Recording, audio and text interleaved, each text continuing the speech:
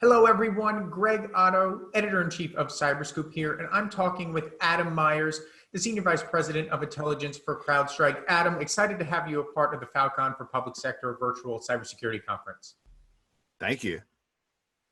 So the COVID-19 pandemic has changed every aspect of our world. How do you think it has changed cybersecurity? It's a great question. I think it changed it in a couple of key ways. I think, first of all, we're seeing people implement work from home plans that they probably had planned to take years to implement, and they're implementing it in the course of days in the case of COVID-19. And so there comes a different attack surface for organizations in terms of what they're exposing and things that they need to be able to protect. The other side of it is the adversary side. We've seen just an unprecedented level of cyber activity as it pertains to COVID-19. We've seen a 100-fold increase from February to March in malware samples that had COVID-related themes to it, and that continued on pace throughout April and May as well. And we're seeing scams that are now targeting individuals both through the health crisis aspect of it, but also the financial element of it, which is the various scams targeting relief packages and government kind of sponsored insurance or things that the government's doing to try to help people throughout this tough time period. So it's been pretty wild over the last few months here, and we've been putting out a almost weekly blog post on the threats and how it's changing. So you talked about that work from home aspect in the beginning there, and so much of our workforce is now working from home. What's the biggest worry for CISOs when dealing with that?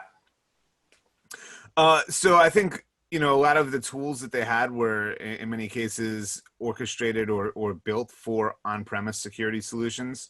And now with people kind of taking their computers home with them or working from home computers, it changes that dynamic. They don't have the visibility into their infrastructure, into the environment that they need to protect that they previously had.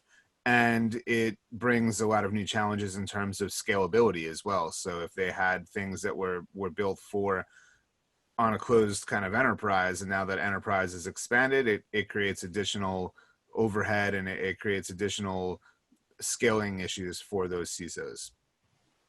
So speaking of the workforce, there was a workforce shortage long before the pandemic ever occurred. And to compensate for that workforce shortage, we've seen a lot of enterprises move toward automation. So with automation being a focal point now more than ever, how can federal agencies particularly make AI their ally? I think what it comes down to is working smarter, not harder, when it comes to the workloads and it comes to actually protecting the things that government CISOs and agencies need to be able to support and to protect. So when it comes to AI, from our perspective, implementing AI to enable security, to look for anomalies, to look for behaviors that they weren't necessarily able to detect with signature-based kind of logic is an important step. It allows us to look for anomalous behaviors and anomalous attributes of various files. And then from an automation perspective, being able to automate a lot of the workflow that SOC analysts and security personnel have to do. So anything that we can do to make the time from them looking at a potential incident or some activity to either making a decision about remediating it or that it's innocuous or how to handle it, that is critical time that we save them through the introduction of AI and automation. So speaking of time and how valuable it is, particularly on the state and local side, ransomware attacks have been continuing as the pandemic has grown. How can states break free of ransomware at a time when they can't afford to be crippled by an attack?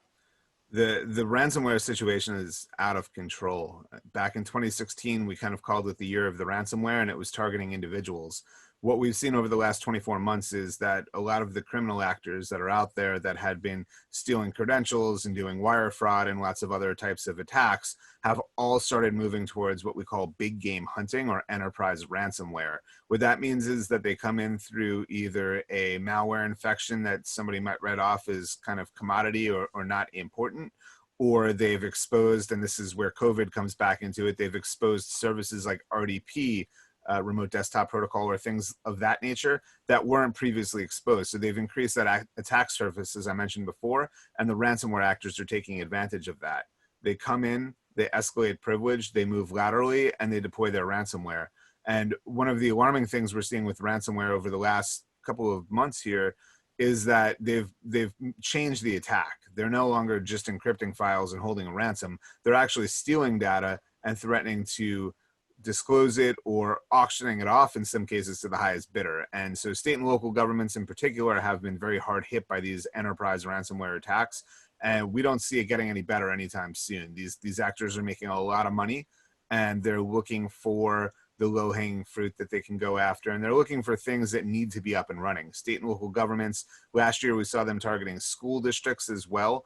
And so you see that the history is healthcare, state and local governments, school districts. They're looking for services and organizations that need to be up and running to help the population or to provide some sort of support.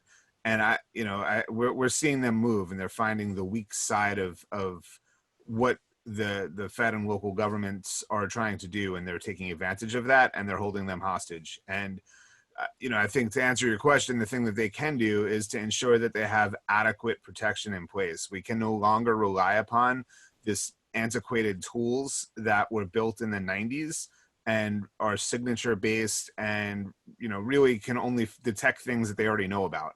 So what we advise, and what we've been working with many state and local government and school districts and healthcare providers to do, is to implement solutions that are more anomaly based, that they understand behaviors and that they can detect as these attackers are moving and escalating and commencing their attacks, and we can stop it and prevent it in real time. And so, having the visibility and having the right tools to stop these advanced threats is absolutely critical. Great. Adam, appreciate your insight. Thanks for joining us today at the conference. Thank you. My pleasure.